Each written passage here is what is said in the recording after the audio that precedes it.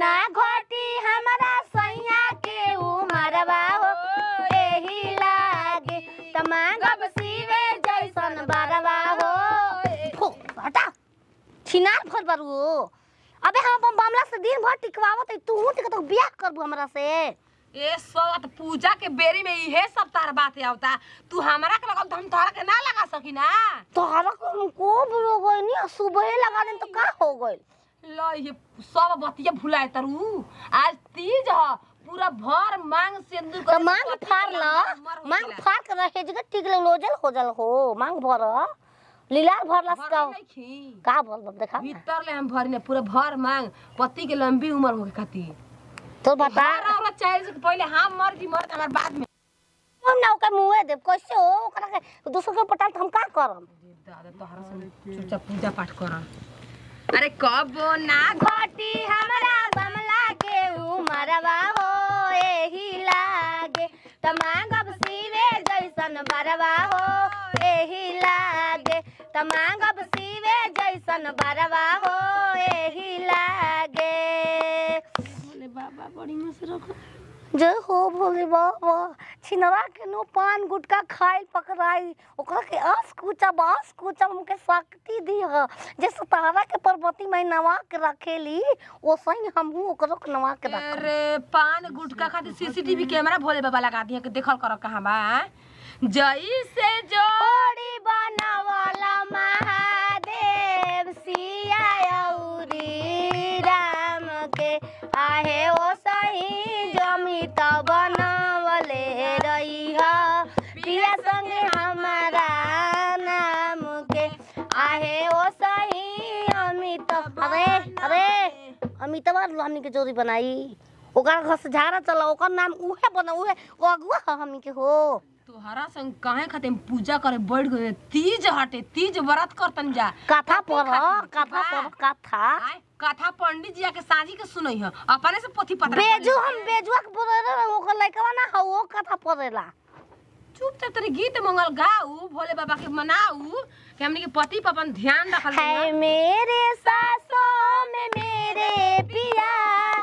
मैंने पिया से वचन है लिया है मेरे सासों में मेरे पिया मैंने पिया से वचन है लिया सुख जन्म तक साथ रहेंगे सुख चाहे दुख हो मिलके सहेंगे जन्म जन्म तक साथ रहेंगे ये रे ए हो पार्वती भूखल हो तार माई सास ना कह सकेली पार्वती भूखल होन किनारे पार्वती जी इतना तपस्या कइला के बाद में भोले बाबा मिल तीज काहे कोई ज्यादा हो तीज ऐसे कहला कि ए भोले बाबा ए जैसे पार्वती के रउआ मिलनी पार्वती जी जैसे ले बाड़ो से हमनियो के पति बना हमनियो के पति के लंबी उम्र हो हम तपस्या करके थोड़ी मिल रही उनकरा के बिना तपस्या के भगवान जोड़ी ना बनाए तपस्या करे पापा अगुआ बन के गोरम खोजे 4 गो चप्पल घिसटा रे तब मिल बमला से मिल गइल बा अरे दादा त पति बिना तपस्या कइले मिल सबकर बियाह करे कितना आदमी रणुआ घुमाता बिना तपस्या करानी कुछ नहीं के धरती पर रखल ठीक बा कुछ नहीं के रखल कौना के खेत बेचावा कौना के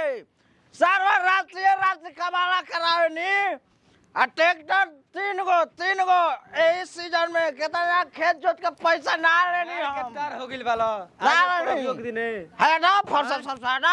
मतलब लास्ट फॉर्म में खेला तो कौनो के खेत बेचावा घर द्वार बोल हमरा से कहो पहले दूर से बात कर भाई दूर से बात कर जानता ना ठीक के ठीक कोई बहुत बदमाश हई बदमाश हमर घंटा ओसम बदमाश कितना पिया कर गुलार देनी आ क्या कह देनी तू पता बात क्या हो आ कुछ हो ओसे मतलब नहीं के सारा तीज ह मेहरानो में मरद खाती न भूखे से व्रत कर ली सर आ सर इहे तू करबे लंगई जब हम पिए नहीं तब 2-4 खट्टा किने नहीं तो क्या पता बा सबके पता बचवा पिए ना तभी 2-4 खट्टा किने रह ऐसे तो पिए बना तो मैं लेखा बने रहबा घर में ऐसन बात बा खड़े खरीद ले किडनी पतली अतरी खूब तोहार दोस्त नहीं खे तोहर माई बाबू के दोस्त बा कि तारा लेखा माई बाप मत जो कहती हे प्रभु राते मर्डर होला पते होई हां जानते हां राती तोहार का होला का नाम सब जानते कितना खेत लिखा दे बिना कमाला और शरीर में जान नहीं सारा लोग तो अपना पिया जी के रूप में मांगी ना श्री राम के सीता बन के पूजला रोज चरनिया माला जपी उनके नाम से। ए जी सीता बन के पूजी एगो खाली तो का हो जाए जपी उनके ना। अरे बाबूर होई है दुनिया के खातिर हरामजादी भूखा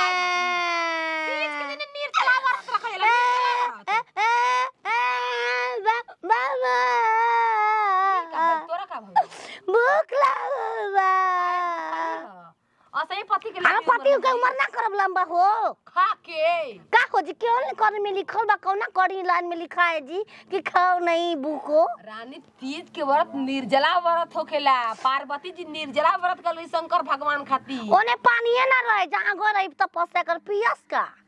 इनका बात ई रहे जा ए भूख लागल बा। के समझाई तोरा के समझाई ना खाइला रे जल्दी आ जाए बमलुआ दिल तो आके बुलावता जा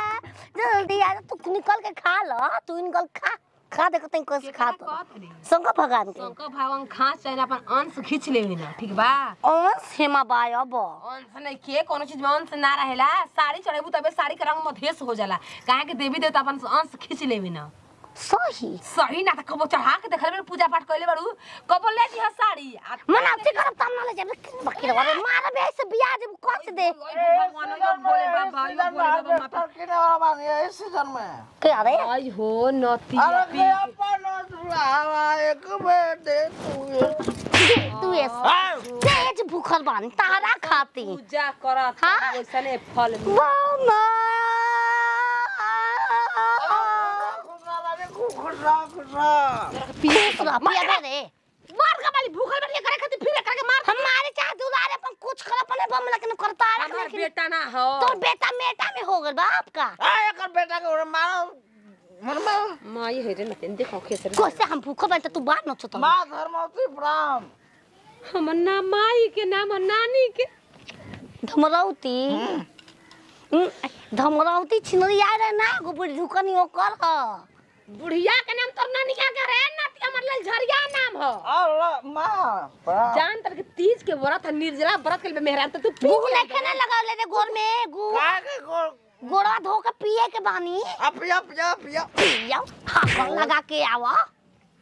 भूख चाहे मत भूख बेटा का मार जन हम बताता नहीं मां इसको पता नहीं है कि जब हम पीते हैं तो 4 कट्ठा लेते हैं काटा ले बाबा पता होगा हमार नाम खा लेवे ला नती के ए बेटा छिनरी अरे मारतिया हो कमाई खेल बरुका कोई बात नहीं पूजा करो पूजा बच 2-4 घंटे ले 2-4 बच बच पटिकिया में वो है रवा के पिके आवे उन्हीं से दो गलावा ए शंकर भगवान रे शंकर भगवान ना करम से निकला हम की सतिया हो अरे हमसे भंगना पिसाई गणेश के पापा कि नहीं पिया कर मिल गया अपने लगा बेर दुकाना खोल देला बारा अपने बौरावा अरे तू पिया तो यार भंगी काल हमरा मामला पिए तो पिया करो तू पिया तो यार भंगी किया मामला पिए तो पिया करो अब चल कहानी को एक बात सुन कथा कथा संगे सुनना पनो जोरी घोरी में बदल जाला बजो ए जे बजो बज बज बज नीक जगह बज हे बोले बाबा आय हमार भतार को करा होने बैठबो बटे जे ले ला किलो बट करा पर हम बच जाएंगे कोई बात नहीं बोले बाबा अब से बुद्धि चुतरा बोल हो गइल बा हो दोनों जैसा घर में जैसे हम पूजा पाठ करे बाके ले कैसे कर भूखो नाम नहीं की मैं पूजा में शामिल मां अंजोर लो अरे कैसे रहबू ए गखरे आई दबान रे नतिया दोगलवा बर के संगावा ई ना रही हो ना ना नाचिए ना रे कैसे रहबू ई ना रही कैसे रहबू उरावा बर के संगावा कैसे रहबू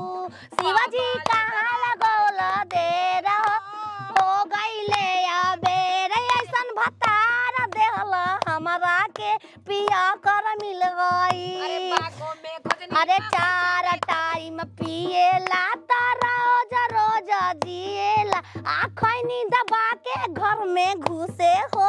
करम फूटल बा ए शिवजी कैसन मिलल बमला हो बेशरम मिलल बा भोले बाबा खत्म के भूख लग बहु ना रानी ना सवेरे नहा धो के तुलसी जी में पूजा भूख कर मामा खाजा खाजा मैं न सोई तोड़ देलू इतना भक्ति भजन कैलू मैं न सटुडू हो हरा का तब सकती बा आज जल्दी हो खुश रह भगवान जे करत अपनो के गोल लागत अपन स्पेक्ट ना करी हो अपने से हम बानी घर में लिया जो चल बेजवा के घर देखै नहीं जामी के बियाह शादी हो गई ओकर लरुए बा ओकर तीज के करता तोरो से का मतलब ओकर बेरा ना है कहियो ले ला। आई लंगरे मिली रे जा रंजा हमारे ले प्रसादी ले ए, प्रसादी ले भोले पहले नाच ली जा ना रानी घर में जा हो गइले पूजा धर ले चला आओ द प्रसादी तब के रखा ले दा अरे दादा आरन पारन मोए भूख नहीं आ काम पर कर बनी मैं तली है कनवा उठ के मोए पूजा के का फायदा भंग कर देहलू गोना लग रहे हैं गोल लगल सोजी ए भोले बाबा या बोले बुद्धि दिमाग त ई पगली के पूजा पाठ कर हो समझ हो के पूजा पाठ के मतलब का होखेला